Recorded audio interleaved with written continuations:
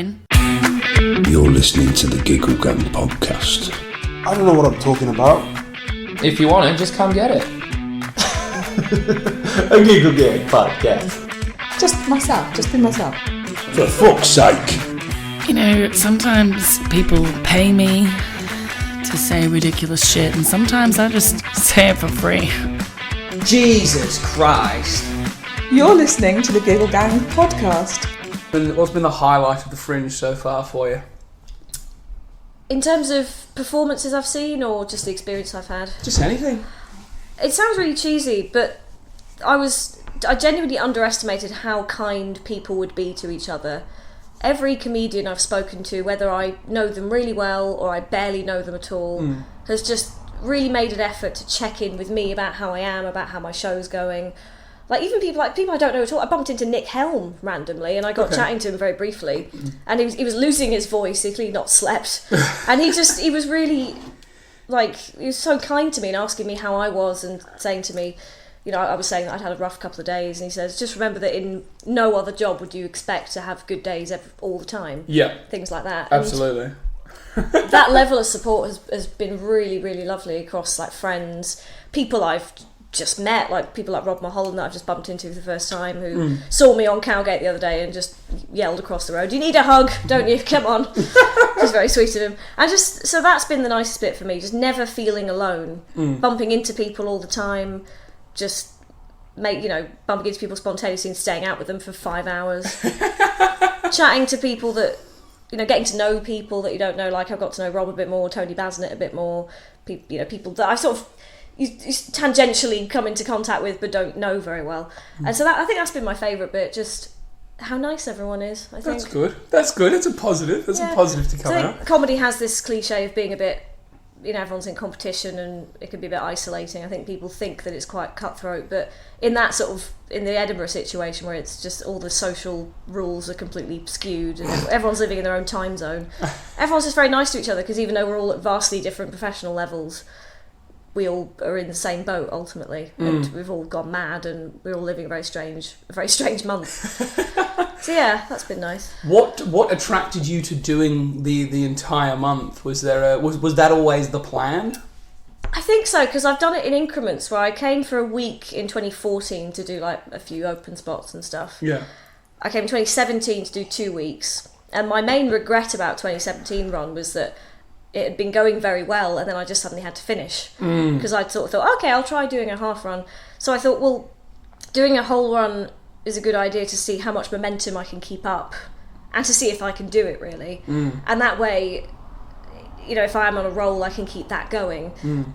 So I want to see if I could do it really, and I want to be around my friends for the whole time and not have to, you know, because you get massive FOMO when you're not here, I think, but especially when you've been here briefly, then you have to go. Yeah. And something cool happens like the night that you leave, you're like, no, you're sitting on a megabus. Yeah, pretty much. I'm expecting that to happen this weekend, because I'm going home on the Sunday morning so that I can have the Monday just at home, just recovering. I'm going home Sunday afternoon. I don't know who's staying for fucking Monday. I think it'll be all the parties on Sunday. Although, well, I say that, I think a lot of people will just be very tired. Yeah. I bet. I know I will be. That's why I'm going home. That's happening now, though. I feel like the wind has been knocked out of their sails. So if you're listening to this and you're wondering what Edinburgh is like, for a comedian, it's very tiring. I'd love to come here and not be a comedian, I think. Next year, I want to come for a few days, not doing a show, and do, I think, a mixture of being a punter and doing open spots and stuff. And I think it's what a lot of our friends do. Because that way the pressure's off, and maybe stay for 2 weeks or something. But to have to fly for your own show every day and make sure there's an audience, and then like, you know, you base your day. The worst thing for me is that my show is at 12:45, and if that doesn't go well, I'm really set up for a great day ahead if we didn't have a good time. Yeah, I've been thinking about that, because I think almost all of my friends have shows on around that sort of time, either morning or kind of late up, like sort of 3:30 or up to about 6:30, I think. Mine's at 9:30 in the evening, which is a time slot that's worked well for me. But yeah, I kind of have that where I'm kind of almost, you know, I'm having to think about it all day. Yeah. And then it's done, and then if it goes well, I'm very happy, and then I'm like, oh, I've got loads of adrenaline now, I'm going to keep drinking, and then, you know, before I know it's 2 a.m. and then I'm not awake, and then I can't wake up in the morning because I have to travel back. And so I think whatever time slot you have, it can be difficult. I've got 2 friends that are doing a storytelling show. It goes really well. It's on every day, but it's on at 10:50 a.m. And so they sort of do their show. It goes well. It's like, right, okay, we've got the rest of the day now. Should we go to the pub? And it's like they're doing a lot of day drinking, which I've sort of avoided because I don't like to drink before a gig, and because my gig's at 9:30. By the time I finished, I can't drink much more. Well, I theoretically can't drink much more after that, but have. The latest time I've gone to bed has been 3:30. Which apparently is early for some people. That's pretty modest. I mean, I don't want to be the guy that's, because what happens in the Fringe stays at the Fringe. But when I arrived here on Sunday, I arrived at 2:10 in the afternoon, and 10 minutes later, Anna Spark got home from her night out at 2:20 p.m. Very impressive. So there's definitely levels to this game, Ros. My friend who's doing the storytelling thing, I keep hearing that he's been out since 4, and then he goes to bed and gets up for his storytelling thing. And I've seen him at that gig, and he's in perfectly good shape. Like, how are you not dead? I can't do that. Well, what's brought you into stand-up, Ros? What's drawn you here? I enjoy doing stand-up shows. I kind of went about my trajectory entirely the incorrect way, where I got started and then I wrote a show quite early on that was The Idiot's Guide to Kink, my previous stand-up show. And that was quite popular, and that went around lots of different places. And then I kind of got back into stand-up after the shows and thought, oh shit, I have to do the circuit now. I've not done the circuit yet. And then I got a bit stuck. And I think I've done it sort of the other way round to a lot of people who I know that are at similar levels to me, who obviously are doing it a bit more, the more sensible way. Doing the circuit, 5, 10, 20, paid work, blah, blah, blah. But I have found that I do find doing an hour, I like doing it. I think... You did an hour, like, straight off the bat? Not straight off, but earlier on than it's conventionally done, I think. Okay. For comedians. It's because I had this niche topic that I was talking about, the kink thing, and so I've kind of gone around it the other way round, which is why I think I'm sort of back doing a second hour. But I find that you obviously have more time to talk and you can expand on more, and I think people might be a bit intimidated by an hour, but because I think people think you just have to sit down and write an hour of comedy. And it's not like it sort of knits itself together quite organically, and I've really enjoyed having that space to just take my time and just talk more about stuff, really, rather than have to get a train to Bolton, do 10 minutes on stage and then just leave again. It's nice to kind of have a bit more consistency. So I think that's what's drawn me to this in particular. Do you not like Bolton? Bolton was a theoretical example. Last gig I did in Bolton was really fun, actually. Whose gig was it? Which one was it? It was one of Adam Anwar's ones. Oh yeah, because he's setting the up Pack Horse. Was it at the Pack Horse? No, it was quite a. It was. I think there are certain cliches about what Bolton is like, and this pub was kind of going against those. But it was a bit more sort of hipstery kind of. Yeah, it is. It's Northern Monkey Brewing Company. That was the one, yeah. Yeah, it's now been rebranded as the Pack Horse by Northern Monkey Brewing. Yeah. That must have been really recent, because that was like a month ago. Oh yeah, I must have missed that. Yeah, so I was just there last week, and I was like, this is weird. But no, I understand. And again, the people that were in there was a guy that literally had no teeth, like no teeth, not even like a few teeth to mention, just no teeth. And he like came up to me, because I did like my own little bucket speech at the end of my set. I was like, I'm going to Edinburgh, you got anything? And he just came up and gave me like a £1 coin. And it was like, aww. You know that story in the Bible where there's like the woman that literally has nothing, and she like gives Jesus like her last like penny or whatever she had.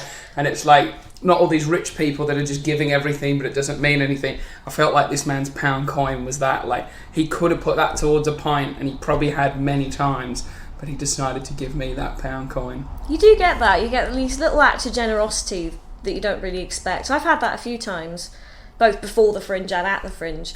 I think they kind of make up for people that just sort of, you think are enjoying themselves and don't contribute anything. Yeah. So I think the second show I did here, which went quite well, this tourist gave me $20, which I was very impressed by because that's like 3 times the average bucket amount. Like, that's quite a lot of money. But then it was US dollars? US dollars. So I was very grateful. Then in his position of having to Google like Edinburgh Bureau de Change because like I didn't anticipate having to do this. It's little things like that where people take you by surprise. I think.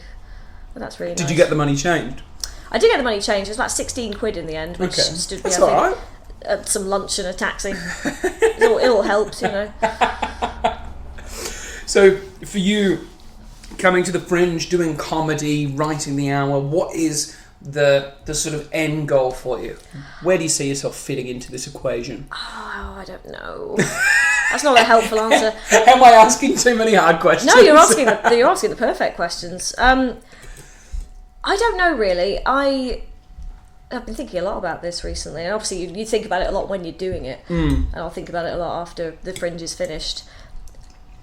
I don't know if I have the level of graft potential to ever be a professional, because I've been going for a while on and off, and I've had breaks. I had a break last year because of ruptures in my personal life that made me not feel funny or want to do much for a few months.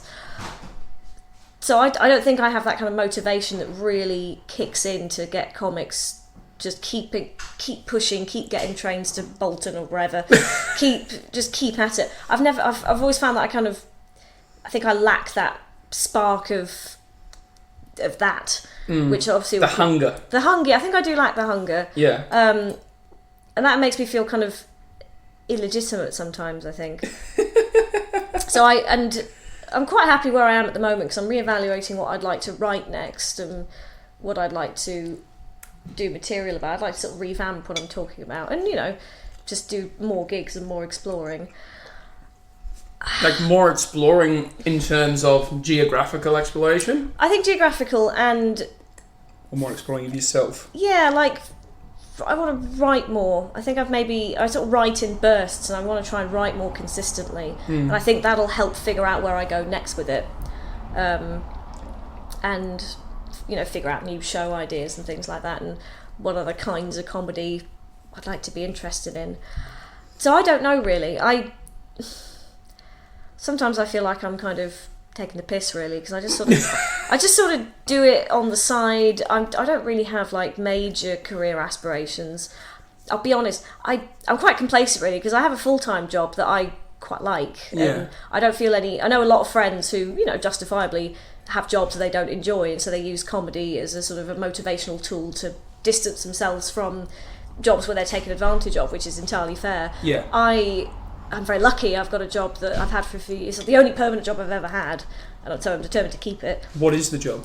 I work at I won't say exactly, but I work in a PA role at one of the universities in Manchester. Okay. So they look after you there. The job I have is very flexible, so they know I do comedy, and so if I need to leave early, I usually can. Yeah. And so maybe I think that could possibly be not holding me back exactly, but I'm sort of doing both at a level at the moment that I'm happy with. I guess my fear is I'll still be in the same place in 5 years with both of those things. So I don't know is the short answer to that, but I think Edinburgh will it's definitely given me more of a sense of what I would expect as a full-time comedian. It's difficult. It's really hard. It's exhausting.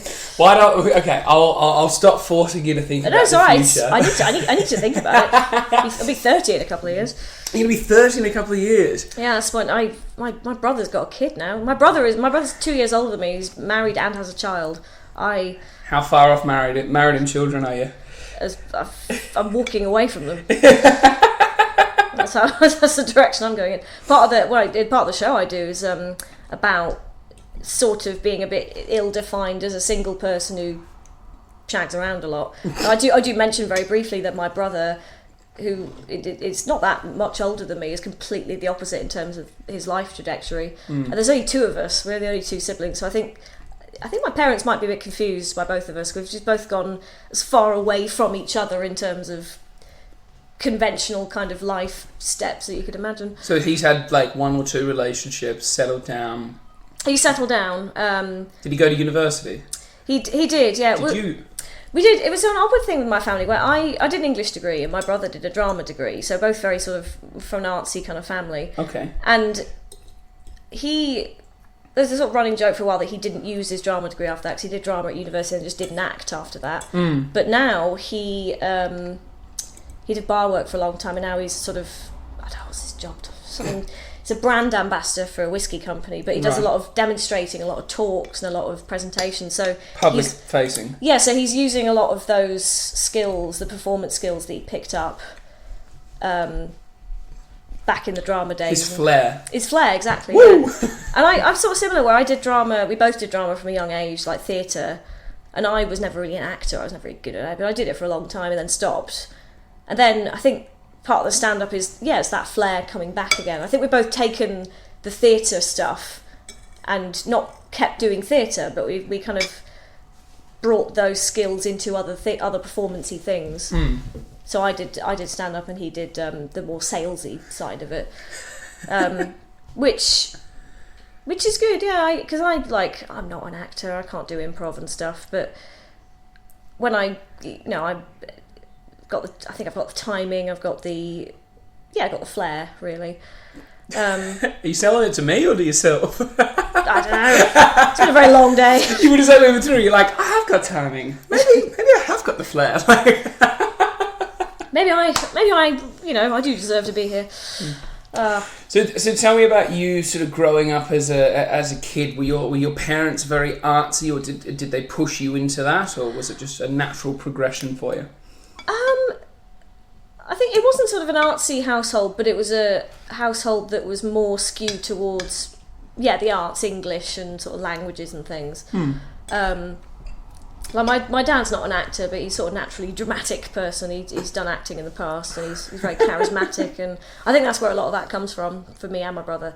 And that kind of led into theatre stuff for both of us when we were a young age. More my brother than me, but I still did it, and I did sort of drama for A level. Nightmare, should never have done that. Horrible girls I was in a group with. But I think, I think that kind of, we had the sort of the literary theatre-y side, and I went into literature degree, and that kind of evolved from writing to sharing writing to sort of doing poetry, and then performance poetry, and then just, I tried improv. I was never very good at improv, but I enjoyed it, and it gave me the confidence to just be silly, to be publicly silly, and to work on timing, and to work on spontaneity and stupid ideas, and that got me into stand-up, and that's what I've done predominantly in the sort of the creative field ever since. So I think it was a combination of kind of writing, we all, I wrote stuff as a kid, and my brother wrote stuff, and then that kind of morphed into performance in various ways. So I think the sort of family setup was quite skewed towards that, really. But no, they never forced us to do anything. I think me and my brother were always very extroverted, and so I think we were all very, very certain on what we wanted to do. I think my parents were happy to just sort of let us do it, and then if we made mistakes, those are the mistakes that we made and dealt with, and then just figured out what we wanted to do and what we enjoyed. I think, and that's carried into adulthood as well, I think. That's good. So tell me about your kink show, an Idiot's Guide to Kinks. Yeah, that was my first show. Is it because you're quite kinky? Yeah, a little bit. Yeah, just a smidge. No, I joke about it on stage that I got into comedy and kink at the same time, and they're both humiliating and not particularly lucrative money wise. Explain to me kink. Just I liken it in my current show as 50 Shades of Grey but good. That's the definition I use. So unconventional, dynamic-driven sex, essentially. BDSM stands for bondage. Oh, I should know this. Bondage. Terrible, I don't know that. You could make it up because I've got no fucking idea. Bondage, domination, I can't remember. So sadomasochism, essentially. So it's all about kind of dominant and submissive dynamics, and that leads into more complicated stuff like bondage and like sort of spanking and sex parties, and there's that's the kind of the low to intermediate level. The higher level stuff is kind of the latex, the higher level is latex, like dressing up in latex. Well, that's what I would consider higher level. That's not something I've done because I don't. really want to. I think people think that I'm the kinkiest person they know, and I maybe I am, and I sort of say to them, you have no idea what's out there. Have you heard of the Manchester Rubber Men? I feel like maybe I don't think I've met him, but I feel like that sounds familiar. No, they're like a group of men that dress up in latex. Oh, I think I saw them at Pride last year. Yeah, like actually. Rubber Man weekends, and they'll just go to like somewhere. The group from Manchester. Brandon Craig told me about them. Oh, of course, yeah, Brandon would have done, yeah. There's them and there's the furries as well. Yeah. I do know one furry, which, again, not my thing, but they enjoy it. Kink is such a sort of complicated, vast universe of stuff that I'm probably quite bad at explaining it, really, because I can only really explain it from my point of view, plus some other stuff I've tried and know about. So what's the role that you play in bondage and dominatrix? I can't imagine you being a dominatrix. No, oh god, no. People ask me that though, and I'm like, have you spoken to me? I can barely have a conversation with anyone with clothes on. I go to Desiree Birch for that. No, I identify as a submissive, which I enjoy talking about on stage. So I think some people are surprised by it because of the whole fact that I am an extrovert and that I am very confident and that I am, very kind of, confident and extroverted. And I think there's this thing of, reversing roles in the bedroom, which is kind of what it is really, but it's just a way of having a break, really, and of letting go and not having to be in control of stuff. Because my full-time job is organising people. Yeah. So I've got to be in control of that. I've got to be in control of my own life. I've got to be in control on stage as a comedian. And so that's my opportunity to just sort of let go with the right person and just have them do stuff, which I'll enjoy. And so that's what I've identified with. Okay. And I talk about it on stage a fair bit, and it's nice because I think audience members, even if they're a bit reticent, you can always tell which ones kind of identify with it. And I've had friends who've come to see the show who, I've known for years, and we've spoken about a lot of different stuff, and then they've never heard me talk about that, and then suddenly we're having this conversation about sexual dynamics that we've never had because the forum sort of hasn't been there for it. So yeah. I've opened up some conversations over the years with people, and that's been really nice. I've had people that I know have said to me that they feel like they can trust me to they can talk about those things with me because they trust me and they know that I will talk to them without judgment. That feels really nice. That is good. That's a really nice sort of side effect of that. I'm making them laugh and I'm teaching them. I do always say, like, I can teach you a little bit, but again, for the expert stuff and the more complicated stuff, there are just reams of actual professionals who can tell you all you need to know. Who are these actual professionals, like career kink artists? Well, there are. I mean, there's, you get full-time... It's writers, mainly. I know a lot of, bloggers, essentially, people who write about kink, write about sex. From their own experiences or just from knowledge? Like, I don't understand how you can write without being involved. Well, yeah, no, it's so the main one I read is this blogger called Girl on the Net, who's been active for about 5 years. Oh, excuse me. And she has a blog, but she's been featured in The Guardian, in the Times, in loads of sort of newspapers and online magazines and things. And so she writes. I think she started her blog about her sex life, but then that expanded to relationships, to feminist issues, and then she's getting sponsors, so she gets sponsored by sex toy companies, and she goes to conventions because she's very into kink and into submissiveness herself. So it sort of starts out from your own experience, but then it kind of expands to talk about things more broadly, I think. And then that reading her, and actually I've contributed to her blog before. I've written about threesomes and stuff, and about stand-up comedy, and not at the same time. Not yet. We've got a few months left in the year. Not quite sure how you'd manage both of those, but you can try. Couple more days left at the Fringe. Anything goes. Yeah, I've not got laid at all since I've been here. Really? Have you been trying? A little bit. Probably not as hard as I should do. I think it's because also everyone's sharing their house. Yeah, I guess. So you wouldn't be able to get any privacy anyway, and I'm like in a single bed, 30-minute bus drive away. But no, I thought it would be a bit more. I'd get a bit more luck here, but. So it's just ironic because I'm just doing this whole new show about shagging, and then I'm just like I go on stage, talk about it for an hour, and then just go home on my own. Ironic and sad. It's the most depressing part about it. Yeah. You do a 1 hour show about sex and go home by yourself. Yeah. That's my career just summed up, I think. You should do a 1 hour show about like something else that's got nothing to do with sex, but that could be skewed as slightly sexual. You know, like a show about gardening or like making pancakes or something. I'll get to work on that. I'm sure I can manage. And then at the end, just be like, anyone want a shag?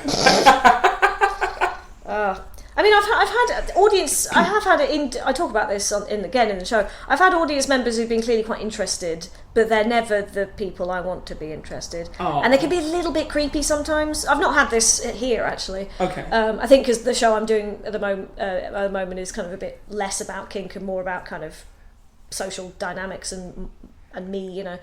But no, I added this little disclaimer to the previous show, and it was just a joke at the top of the show saying, you know, just so you know, I'm not going to fuck any of you, because I don't want them to interpret me talking about that as somehow me talking to one individual person. Yeah. Because I'd say that, and yet there'd still be somebody asking me out to go out for dinner afterwards or something, and it's hard to explain. They wouldn't be predatory about it. I've never had any kind of, you know, major ongoing nasty stalkery attention from anybody, but there are people who get a bit over familiar with you on an individual level after a show, because they've heard you talk about that, and I think they and then that turns into flirtation, and then I have to sort of awkwardly just say, no thank you, and that can be frustrating because it's a very difficult thing to explain, but you can always tell what their intention is, and that you said before, I think, to answer your own question, you're quite happy talking and participating in kink behaviour with someone the right person who you can trust and you can trust to be around, and some weirdo that's just heard you talk about it at the show has got some sort of fantasy in their own head that wants to be involved with you and be like, she's submissive, I like that, you know what I mean? And tries to almost like take, like, domineer the situation and take charge and take advantage in a way. That's pretty bang on actually, just sort of trying to turn what's a show into a conversation. And I'm happy to chat with people, but in a way that's external to any potential involvement with them. And, you know, if I do want to be involved with them, then that's usually somebody I already know, and that's something that we've previously discussed, you know, because you can't just enter these things blind. I had this at Excess Malarkey a while ago. It was one of the first times I've been there. Did a set that went quite well, and then I was at the bar at the back. It was one of the few times the bar at the back of the room was open. And this guy literally did like the comedy Del Boy lean next to me and said, "So you were talking about threesomes up there? Let's talk about that show." I was like, "No, I don't know you, weird middle-aged man." I think there's a way of approaching somebody about that kind of content that's polite and that's kind of gives them space. And there's other ways that make me feel a bit more uncomfortable. I've not had that this year, actually. I think because I'm a bit more... I've got my resting bitch face on, I think. So if audience members do want to shag you, what is the opening line that you're looking for? I know, you don't even know. It's on them, I guess. Sadly, not a problem I've had. It's usually obvious before they actually, because they'll mention something in a DM to you or something. Yeah. Have you had any like horrible date experiences? Yeah, I have. I talk about it in the show. It's a complicated one. I met a guy on Tinder a couple of years ago now. Okay. He was a kinky guy, and he was sort of very much my physical type. And Can I ask a question? Sorry to interrupt you. Do you express your kink interests on your Tinder profile, or only once people get to know you do they understand that part? I say that I'm a kinkster, and I just sort of leave it there. I don't go into detail because I think it's worth mentioning, because that way it can expedite certain relationships you can have with people, because that way if they see that you're into kink, that might give them a bit more freedom to express it themselves, which does result in people just, again, I talk about this in the show, just projecting their kinks onto you in quite uncomfortable ways. But no, I mentioned it just sort of once, and I just sort of leave it, and then that way it can come up in conversation. So now he'd seen this, it was quite obvious that he was into it as well, so okay. So we had a lovely first date where we went out for a drink in Didsbury, and he was very nice. We had a snog. It was lovely. He had to go off somewhere else, so I didn't get laid that night. But he worked at a fetish night in Manchester that I will not name, and he said, "Oh yeah, I work there. So if you want to, we could go there like Explain to me a fetish night. So, sort of like a sex party, really. So it'll be in a particular venue, and there'll be some equipment in the back, really. And then once the party gets going, people can go in and indulge. Equipment like a bed? They do have beds sometimes. I think this one was more kind of, racks that you could be tied to, and then whipped or spanked, or things you can be spanked over, or equipment to be spanked with, that sort of thing. Okay. It's like a sort of weird kind of sexy gym. Okay. So that's what this one looked like anyway. Right. And so I thought, okay, this would be a very fun second date with this guy, because we could do all these fun things here. At the place that he happens to work as well, though. I think he works sort of partial security. I think he was like the webmaster or something like that. So he wasn't actually like working the bar or anything. Right. Okay. But he knew them.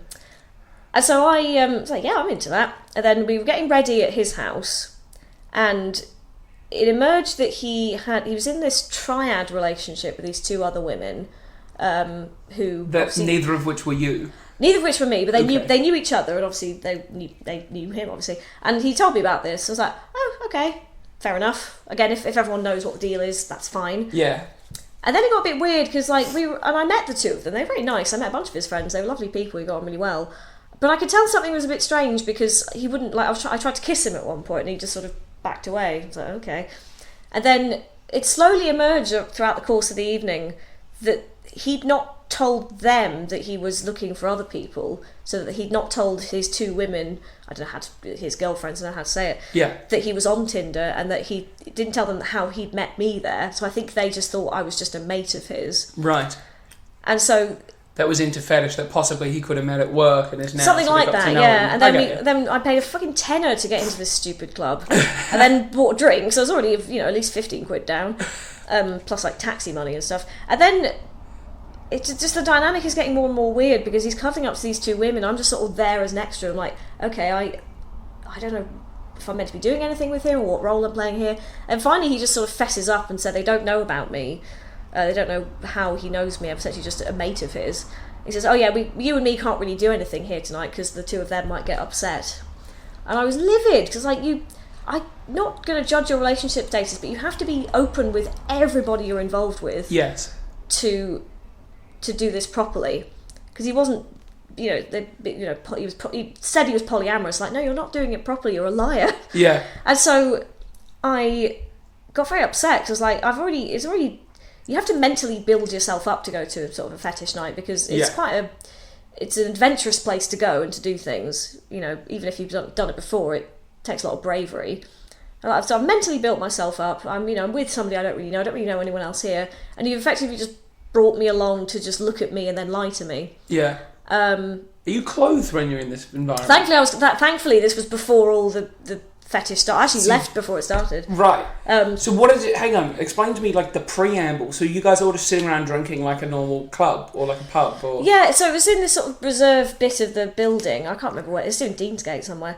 And it was fancy dress. I wasn't in fancy dress because I'm terrible at fancy dress. So I did sort of stand out a little bit. So everyone's dressed like a mutant ninja turtle and you're just there. It was, I can't remember what the theme was, but it was kind of Halloween-y, sort of steampunk-esque. But yeah, we were all kind of drinking and sort of the equipment's being set up because it never starts straight away. There's a sort of warm-up period, really. As there is with any kind of fetish night like that. And at that point, are you supposed to come along with someone that you know, or are you supposed to come along alone and use that time to get to know somebody? Generally, you have to arrive with, I can't remember how strict it was with this one, but with other ones I've been to, you have to be there with someone you know. Right. For security reasons, because you can, I've not experienced it, but you can get like perverts who just sort of could theoretically turn up and just, just be looking around. Just be looking around. Just be trying it on with people. Yeah. Without at some point it can be dangerous. I know they won't let you in if you don't have a woman with you, or there's certain rules around that. Yeah. The ones I've been to, the general rule is you arrive with somebody, whether it's a sexual partner or just a friend, and you have to be responsible for each other. So you have to be aware of where the other person is. Yeah. Essentially, it's sort of vaguely aware of what they're doing. You have to leave together, and I think that's a sensible enough system because that way you're not letting any individual people in. Yeah. And people look out for each other, and there are staff who are kind of keeping an eye on security. So the potential for danger is there, but thankfully the ones I've been to have been very reasonable. So I'd arrived with this guy to this one and his friends, and then I had to leave on my own because I was very upset. And yeah, I thought it was very tragic that I'd gone to a fetish night and not seen any fetish happen. And yeah, no, it's a whole story in the show about how I got dumped at an orgy, and which is just not a pleasant way of being dumped. My only experience with poly is I watched the Louis Theroux documentary about the different relationships and how it all sort of worked together, and I felt a little bit awkward for like the person that was you in the relationship in that setting, where like someone's husband and someone's wife were hooking up, but then the other respective husband and wife on the other side were just like normal, but then, or just doing their own thing. But then the wife on this side seemed like very content with it, and the husband on this side wanted to sort of get involved, and she was like, no, you can't get involved. Like, I'm not intimate with you, but you're my husband, but I'm intimate with this other guy. Yeah. It's all very weird. What's your opinion on poly?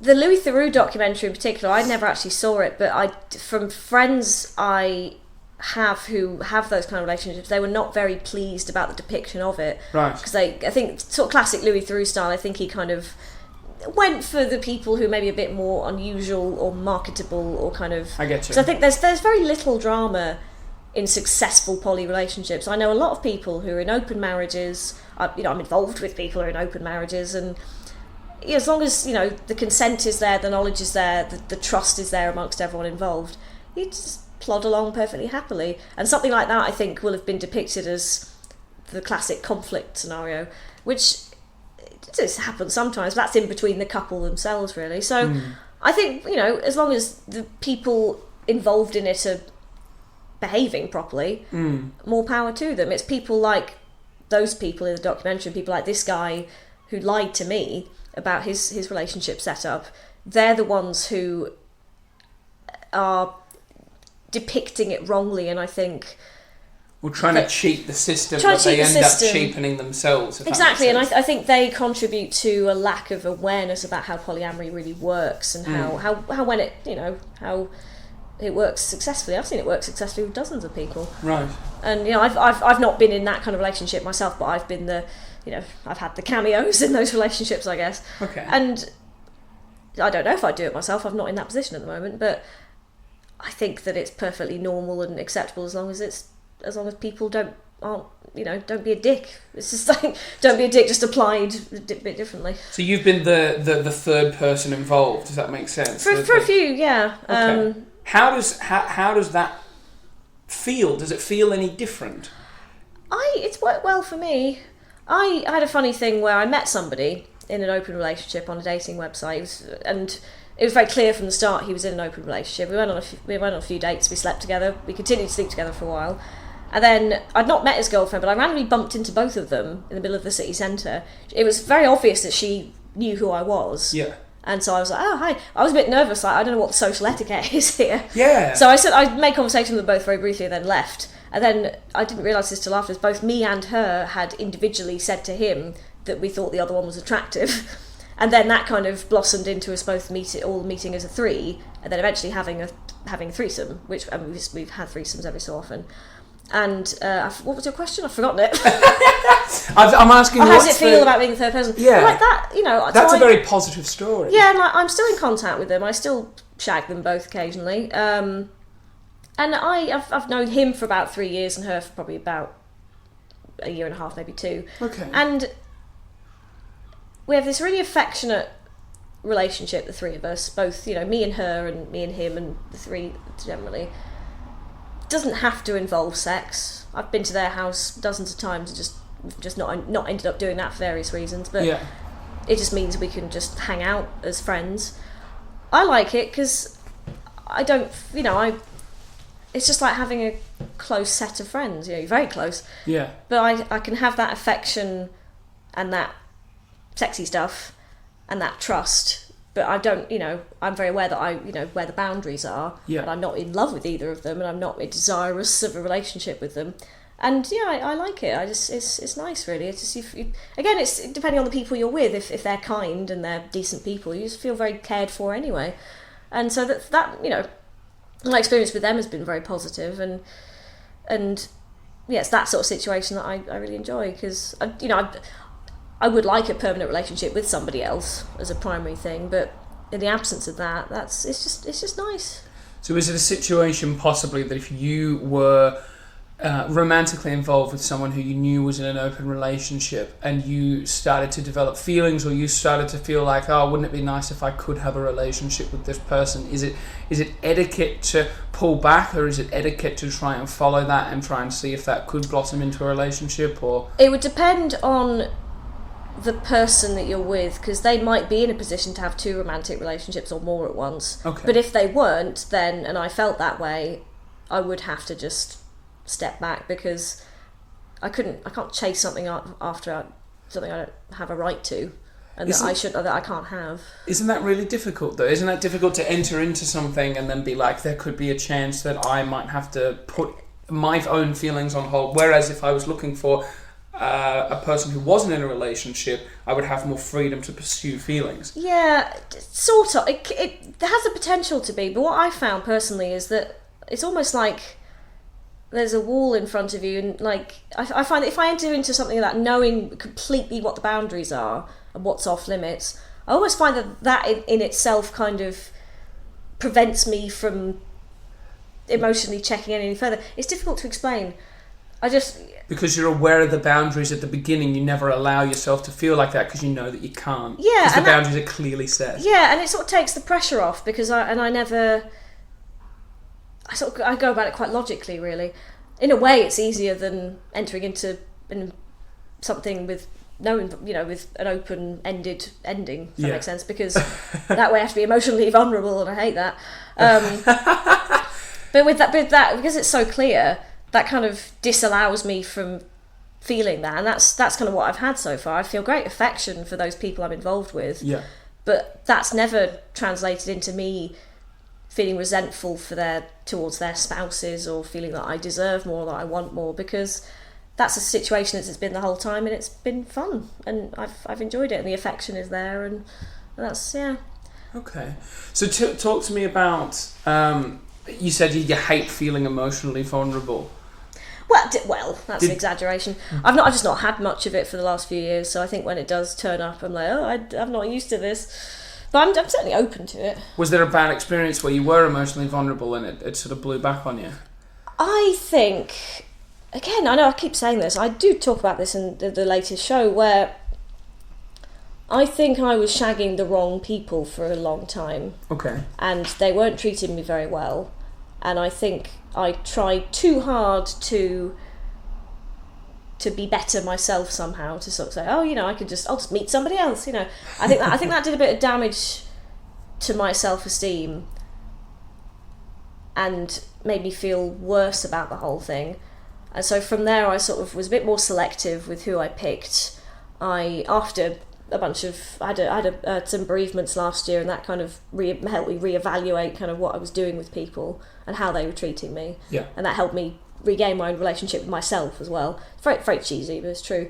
It's absolutely true, 100%. If you can't love yourself, then how can you expect anyone else to? Yeah. So I think I was in this sort of bad cycle of being treated quite badly. This is like a few years ago, it's not recently. Being treated badly and responding by... In relationships or in just encounters? Sort of casual relationships. I've not been in like a long-term relationship for a long time. Okay. But like sort of people I was casually involved with, and even in casual involvements, I feel like they were acting like dicks a lot of the time. Okay. And just weren't giving you the respect you thought you deserved. Yeah, I think so. That's fair enough. Like just, ghosting me and... Yeah.